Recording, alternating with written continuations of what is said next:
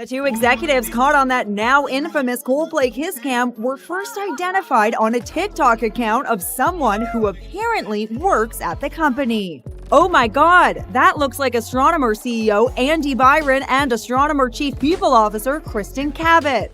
That's gonna be one awkward board meeting, if not a couple divorces too. Kat tried to hold her ground, but the second those leaked Slack messages hit the internet, showing employees openly mocking her over the top zero-tolerance HR training videos, her career went into free fall faster than an NDA disappearing at a billionaire's retreat. And now the 2-year-old, once the polished face of corporate ethics, is suddenly the headline she never wanted to be. Spotted for the first time since the scandal broke, with her wedding ring gone, casually watering plants outside her $2.2 million New Hampshire home. While inside the company she left behind, Astronomer's image is in shambles. Morale has collapsed. The board is scrambling through an internal review that's less about policy and more about how their so-called chief people officer became a walking meme, not the good kind. And as the internet keeps tearing her apart, one screenshot at a time, the stage is being set for the one person she probably hoped would never speak her ex-husband, because when he steps in, this story isn't just going to be about a Coldplay Kiss Cam, it's going to be about everything she's been hiding for years. Enter Kenneth Thornby, the man Kristen Kitt once shared a life with, and the last person she wanted dragged into her public implosion. Divorced from her in 2022 after filing way back in 2018, he'd been quietly building a career far away from the tech gossip circuit. A longtime heavyweight in the performance apparel industry who didn't chase Instagram likes or desperate LinkedIn posts, but instead moved multi-million-dollar distribution deals and oversaw product launches that actually delivered no scandals, no theatrics, just results. While Kristen was strutting through boardrooms in stilettos and throwing around HR jargon, Kenneth was in the trenches, running real business, the kind that demands discipline, consistency, and something she never quite mastered, ethics. And now, this man, who spent decades in sportswear, might be the one to pull the thread that unravels her carefully manufactured image. A man of few words, but apparently many receipts, no flashy social media, no attention-seeking interviews, just integrity.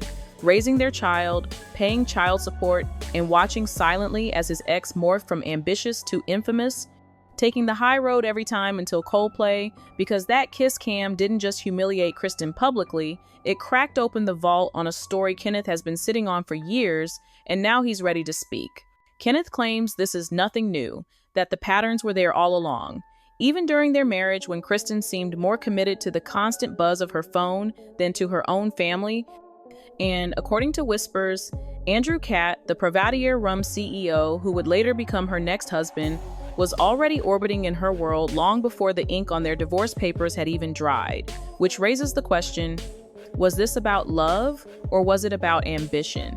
Because let's be honest, you don't marry one CEO and then bounce straight to another without some strategic networking going on behind the scenes.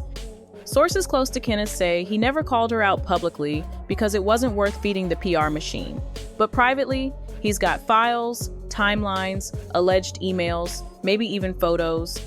And if those see the light of day, they could flip this entire story upside down.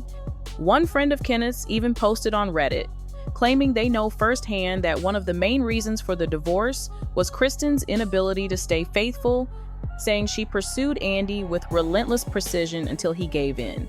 And that from the way he held her in that infamous concert clip, she had him completely under her spell, but the cost of that spell could end up being everything: his reputation, his company, and his family.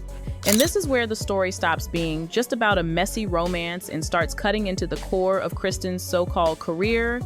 Because while she sold herself as an HR powerhouse with a spotless LinkedIn profile and a resume dripping with prestige, insiders say her real skill wasn't leadership or strategy, it was manipulating the narrative. She knew exactly how to flatter the right executives, edge out anyone who looked like a threat, and throw junior staff under the bus the second they showed a spark of independence.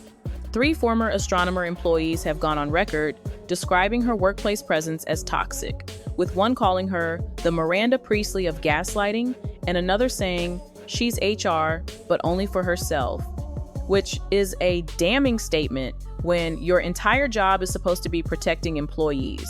And yet, here she was, playing politics like a sport, building a brand of integrity while allegedly climbing over anyone who got in her way. And now, the irony is that the same corporate chess moves that helped her rise are the ones being used against her. Because when the internet decides you're the villain, no amount of HR spin can save you. And then came the twist. Nobody in Astronomer's glass-walled boardrooms could have scripted. Kenneth, after years of silence, is now reportedly filing fresh paperwork, and not just for show, because the Coldplay fiasco didn't simply humiliate the company.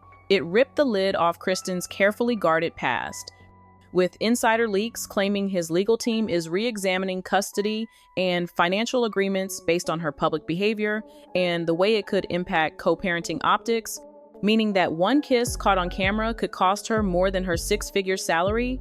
It could destabilize her entire home life. Court whispers talk of digital evidence, receipts, and emails that put her timelines under a microscope, not only as a professional, but as a spouse and a parent. And if this plays out the way insiders suggest, that viral clip won't just be an HR nightmare, it will be the fuse that detonates every part of the life she's tried to keep polished and untouchable. Because make no mistake, Andy Byron wasn't some random side fling. He was the CEO, the face of the entire company. And Kristen wasn't just another employee, she was the gatekeeper of ethics, the one who was supposed to prevent exactly this kind of disaster. And now, both of them aren't just out of a job. They're branded in public as the perfect example of corporate hypocrisy. And the thing about affairs is that society loves to hate them. They unite strangers in outrage the way few scandals can. Just think back to Scandival on Vanderpump Rules. It dominated headlines for months because people are drawn to the messiness of betrayal. And here, it's even worse because the very definition of Kristen's role was to stop workplace romances, yet she dove headfirst into one with her boss, and then had the audacity to parade it at a high-profile Coldplay concert, where cameras were everywhere. A move so reckless, it's almost like she forgot that in the age of the internet, every public kiss has the potential to become the clip that ends you. And that's where the real HR nightmare begins. Because when your CEO is caught having an affair with the head of HR, and another HR staffer is right there in the audience, already knowing about it, and according to internet rumors, just got promoted, you've got a scandal inside a scandal. The kind of situation where people start asking if that promotion was a reward for keeping quiet. The kind of situation where the department meant to protect the company has now become its biggest liability. And instead of cleaning up the mess, they are the mess, with millions of people watching the clip online and turning Astronomer from a barely known tech firm into the center of one of the year's most viral corporate disasters. And behind the scenes, you can almost hear the panic in those emergency board meetings as PR teams scramble to figure out what to say, who to fire, and how to contain a crisis that's already exploded far beyond their control. Because let's be real, the scale of this disaster isn't just about one kiss cam, it's about the ripple effect, the way the video spread like wildfire across every platform, racking up tens of millions of views and turning what should have been a forgettable night out into an HR case study from hell. And while the media runs soft-focused pieces about two executives facing a difficult moment, the reality is that this wasn't a slip-up. It was a pattern. The kind of repeated behavior that Kenneth has been quietly documenting for years. And now, the man she left behind is moving with calculated precision, not blasting screenshots on TikTok, not running to tabloids, but working the legal system step by step, aiming not to embarrass her, but to expose her.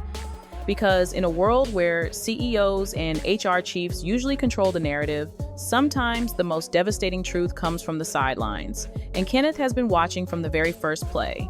And now, Kristen Kitt, once the self-proclaimed queen of corporate ethics, is finally facing the one thing she never prepared for: accountability from the person who knows her best.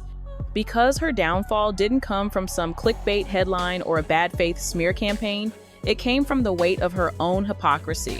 Years spent enforcing rules she couldn't follow, branding herself as the moral compass of every company she touched, while quietly bending those rules for her own gain.